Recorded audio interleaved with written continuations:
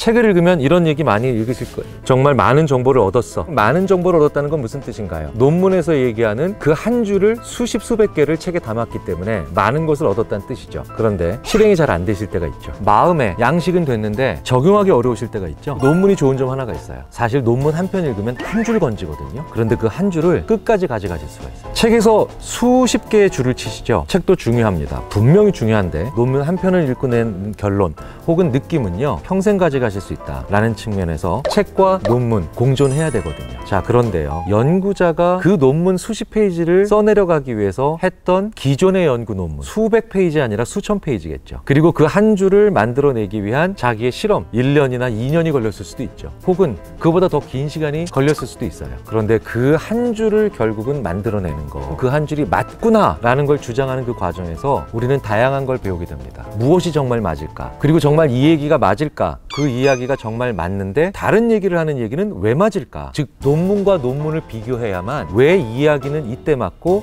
이 이야기는 이때 맞을까를 구분할 수 있다는 거죠. 리더십에서 이런 얘기 굉장히 많이 하죠. 리더는 고독하다. 그러니까 무소의 뿔처럼 혼자 가라. 근데 또 이런 데서는 이렇게 얘기합니다. 리더는 화합이 중요하다. 모든 구성원들의 이야기를 다 들어야 된다. 뭐가 맞는 거예요? 뭐가 맞는 거예요? 알 수가 없잖아요. 리더는 무소의 뿔처럼 혼자 가라, 이런 류의 책을 읽으면 분명히 리더는 그래서 고독하게 늘 결정을 해야 됩니다. 그런데 리더는 누구와도 다 얘기를 해봐야 된다, 서번트 신드롬, 뭐 이런 섬기는 리더십, 이런 류의 책을 읽으면 또 다 맞는 것 같아요. 논문을 보면 알 수 있어요. 언제 리더가 혼자 결정 내렸을 때 맞았을지, 그리고 어떤 상황에서 리더가 모든 사람들의 이야기를 다 들었을 때 오히려 결과가 좋을지. 논문을 읽으면 명확히 답이 나오는데요, 위기의 절체절명의 순간에는 무소의 불처럼 혼자 가는 게 나은 것처럼 결론이 나와요. 그런데 일반적인 상황 혹은 훨씬 더 긴 기간 동안 무언가 시간이 남았을 땐 다 들어봐야 돼요. 문장 하나를 뽑아내기 위해서 그 결론에 도달하기 위한 다양한 상황과 여건에 대한 것들이 논문엔 들어가 있죠. 우리가 책을 통해 얻을 수 있는 다양한 통찰들, 그리고 그 통찰들이 각기 서로 충돌하는 이렇게 지식과 정보의 홍수가 일어나는 혼란한 시대에는요, 좋은 논문을 한 편씩 읽는 것은 굉장히 중요한 의미가 됩니다. 항상 논문을 읽으실 때요, 논문의 맨 마지막에 나오는 참고 문헌에 1800년대다 1700년대다 이렇게 써 있는 거 정말 최근이 아니라 정말 옛날 얘기들이죠. 그런데 그걸 옛날 얘기를 하나 인용했다? 사실은 그 얘기가 그 논문의 핵심일 가능성이 큽니다.